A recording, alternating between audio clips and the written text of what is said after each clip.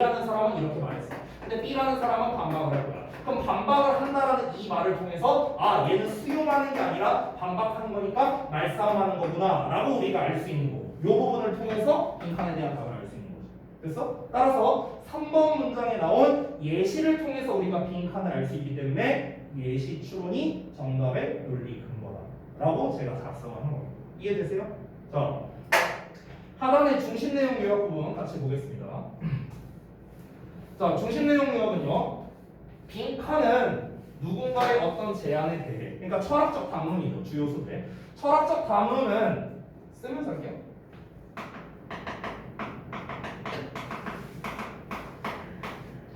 철학적 담론은 누군가의 어떤 제안에 대해 철학자들이 어떻게 비판적이고 논리적인 지적을 통한 논증으로 이루어진다. 뭐 논증이라고 해도 되고요, 뭐 언쟁이라고 해도 됩니다. 논증, 뭐 언쟁, 뭐 다 똑같은 말입니다. 여기서. 자, 일단 2번은 이렇게 됐는데, 자, 제가 잡서를 보면서 내용을 좀 한번 같이 보도록 할게요. 내용. 자, 한번 같이 보겠습니다. 딱 4문장밖에 없거든, 글 자체가. 근데 그래서 오히려 더 어려워요. 문장 간의 연관성은 사실 그렇게 어렵지 않다고 볼 수 있는데 내용 파악 자체는 쉽지 않습니다. 한 문장 단위가 길기 때문에. 그래서 한번 가볼게요. 1번 문장. 자, 아까 전에 했던 문장인데요. 비록 철학이 공동의 사업임에도 불구하고요, 뭐에 받쳐진? 우리의 정당성을 탐구하는 것에 받쳐진 공동의 사업임에도 불구하고 우리가 이제 구분하기 위해 사용하는 기준을 사용하는 것에 대해 우리의 정당성을 탐구하는 데 받쳐진 공동의 사업이랍니다. 자, 일단 여기까지 볼게요. 여기까지 얘가 뭔 말하는지를 이제 여러분이 이해를 할 수 있어야 돼요. 내가 방금 사실 다 설명했으니까. 철학이라는 거는 공동의 사업이래요. 그럼 여기서 공동의 사업이란 건 뭐냐면요, 철학자들이 이렇게 있을 때 아까 전에 철학적 담론을 통해서 뭔가를 얻어낸다고 했잖아요. 뭘 얻어낸다 했죠? 정확한 정답을 얻어내는 거죠. 정답을 얻어내는 거. 근데 그 정답을 얻어내는 게 A 철학자든 B 철학자든 어쨌든 얘네들이 말싸움하는 이유가 뭐예요? 정답 얻어내려고 하는 거잖아. 그러면은 공동의 목적 아니에요? 그렇죠? 어떤 correct answer를 얻어낸다는 거는요, 공동의 정답을 얻기 위해 그런 거죠. 그러니까 공동의 사업이다 이렇게 표현을 한 겁니다. 근데 이거를 왜 하는 겁니까? 기준을 설정하려고요. 기준. 우리가 사용하는 어떤 기준이 있어. 근데 여기에서 정당성을 부여하려고 그런 거라고요. 정당성을 부여하려고. 그래서 예를 들면은 이런 것들이요. 뭐가 도덕한 거고 뭐가 부도덕한 거냐. 뭐가 사실이고 뭐가 거짓이냐. 뭐가 현실이고 뭐가 외관이냐. 이런 거를 우리가 딱 정하기 위해서 이 철학이라는 게 이렇게 어떤 공동의 사업이랍니다. 근데 여기에서 이분도를 쓴 이유는 뭐냐면요, 공동의 사업이라는 거는 공동이, 그러니까 A와 B 철학자가 correct answer라는 똑같은 목표를 향해 달려간다는 건 똑같잖아. 그럼 똑같은 목표를 향해 달려가니까 둘이 협력한다라는 개념이 나와야 되는데 사실 협력은 아니죠. 엄밀히 따지면 오히려 반대잖아요. 뭡니까? 논쟁을 벌이겠잖아. 말싸움한다. 그렇죠? 그러니까 이분도라는 표현을 쓴 거야. 하나의 똑같은 목표를 향해 감에도 불구하고 얘네가 같은 의견을 나누는 게 아니라 서로 다른 의견을 나눈다. 그러니까 이분도를 쓴 거죠. 그래서 philosophical discourse가 철학적 담론은요, proceeds by argumentation. 어떻게? 논증으로 진행이 되는 거라고. 말싸움으로 진행이 되는 거라고. 그래서 이거에 대해서 정확하게 지난주 금요일 날에 우리 학원에서 이 일이 발생했어요. 그 예시를 제가 들어드릴게요. 정확합니다. 지난주에 우리 그 고3 모의고사 했었죠. 6월 거. 그렇죠? 근데 그때 제가 39번 지문 기억나요? 막 새 얘기 나오고 그거 뭐 한 놈이 탈피하면 뭐 그 얘기 있었잖아. 그거에 대해서 얘기가 나왔었어요. 교무실에서. 지난주 금요일 날 수업 다 끝나고 저랑 원장님이랑 선웅쌤이랑 셋이서 이 이야기를 했어요. 어떻게 얘기를 나눴냐면은, 원장님은 당연히 올해 고3 아이들을 가르치면서 그 내용을 해설을 했고요. 저는 여러분 수업에서 해설을 했고, 선생님도 다른 이제 고2 알바에서 설명을 하면서 이제 해설을 했겠죠. 그래서 이 지문이 어려웠으니까 해설을 어떻게 했는지 의견을 공유했습니다. 셋이서. 그래서 내가 먼저 얘기했어요. 난 이렇게 해설을 했다. 근데 선생님도 이렇게 해설을 했대. 근데 약간 달라. 이제 내가 해설한 버전과 선생님이 해설한 버전이 약간 달라.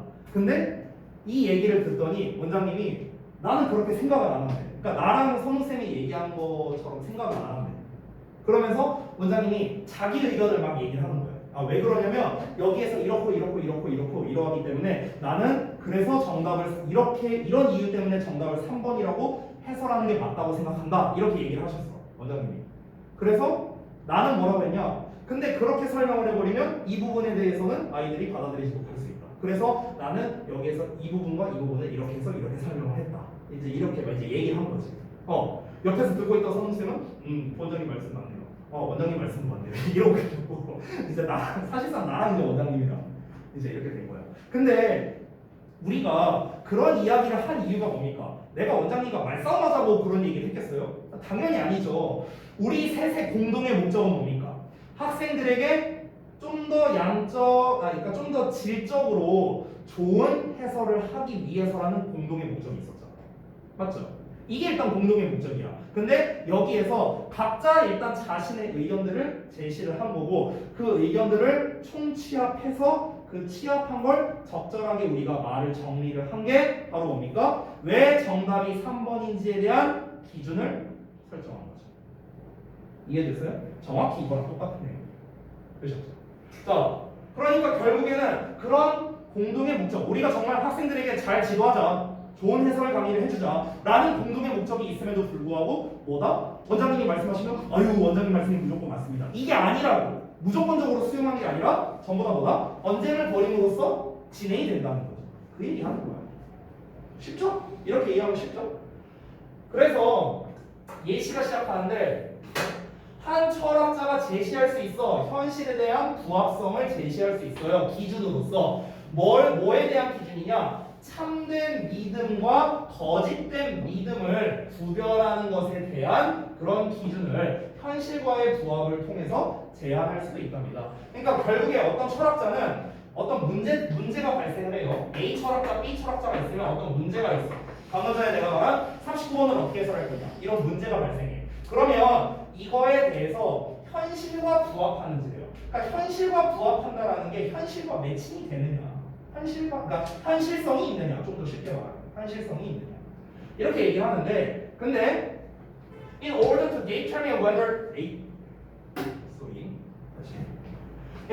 determine whether that is an adequate criterion 그것이 적절한 기준인지 아닌지를 알아내기 위해서 other philosophers 다른 철학자들은 would critically discuss that proposal 그 제안을 비판적으로 논할 수도 있고요 and one might criticize it 어떤 사람은 그것을 비판할 수도 있답니다 by ing 수단 나왔죠? 뭐 함으로써? 제시함으로써 대절이열 we have no means of telling 여기서의 텔은 구별하래요 그러면 구별할 수단을 우리가 가지고 있지 않다 whether or not an idea corresponds to reality 아이디어가 현실과 부합하는지 아닌지를 구별할 수단이 우리는 없습니다. Because 왜 그러냐면 our access to reality 현실에 대한 우리의 접근이 항상 매개되기 때문입니다. 우리의 생각에 의해서 이렇게 나왔어요. 자 이게 뭔 말인지 좀 정리를 하겠습니다.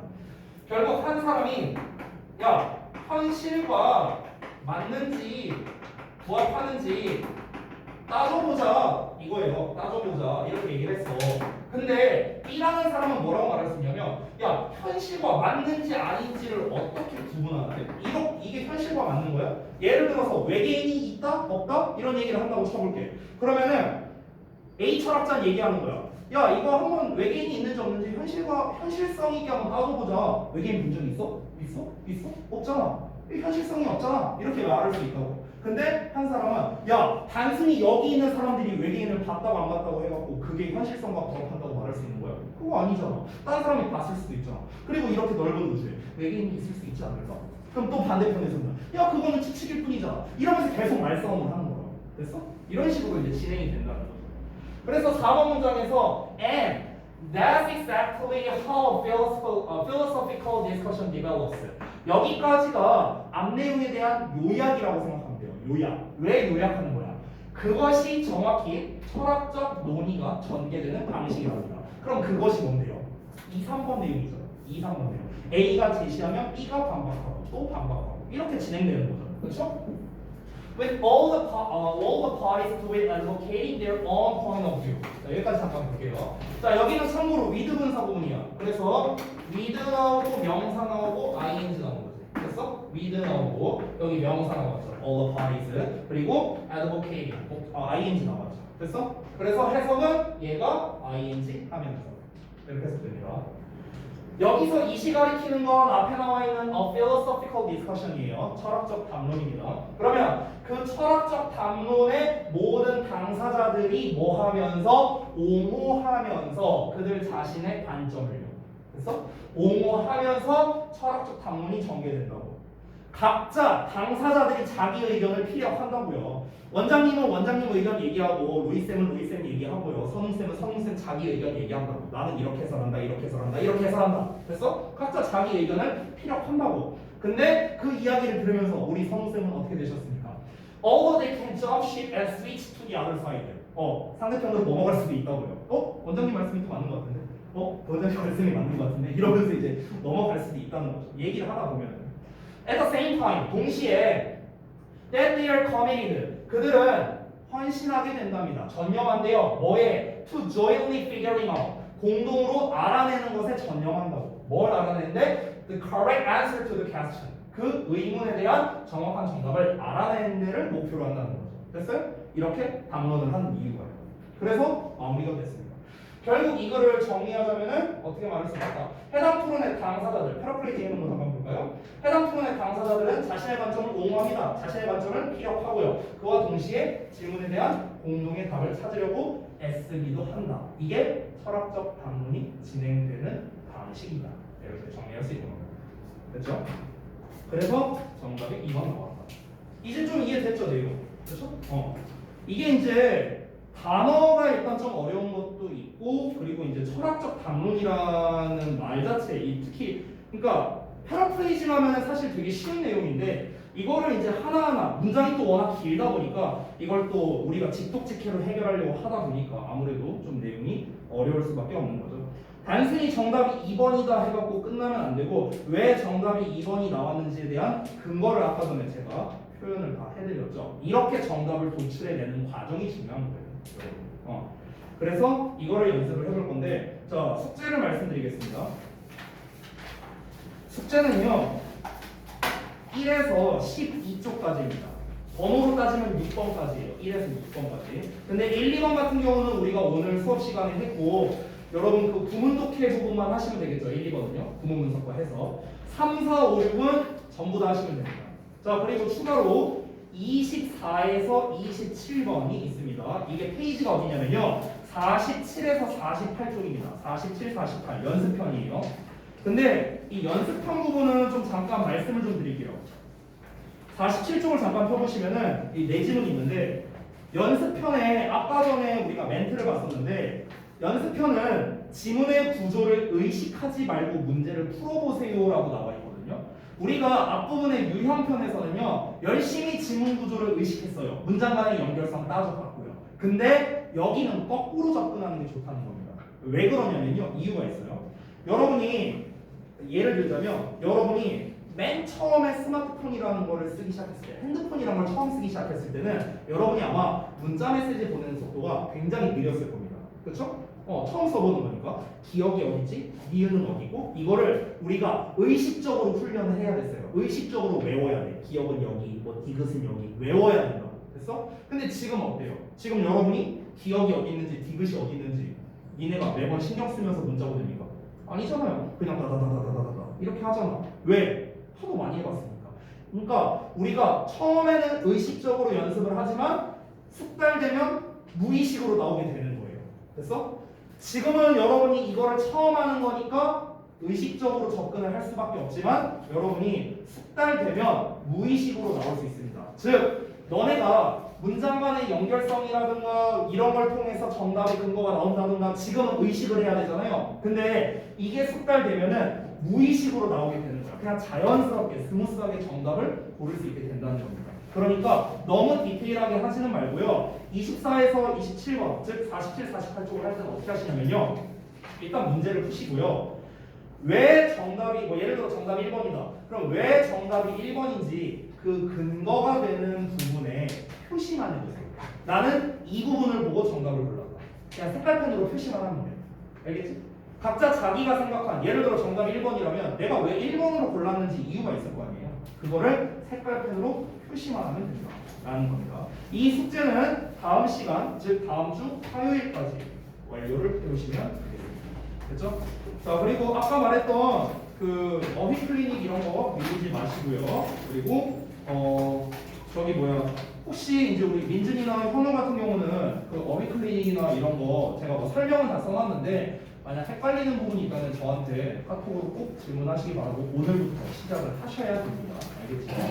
그 순서 삽입 아까 그 변형 문제 모음집 겁나 두꺼운 거 있었어요. 그것도 제가 숙제로 이제 보내드렸는데 두 분은 못 받으셨을 수도 있으니까 제가 오늘 이제 사진으로 또 이제 그 단톡방으로 보낼 거니까요. 단톡방에서도 잘 확인하시기 바랍니다. 자 오늘 여기까지 고생들 했습니다.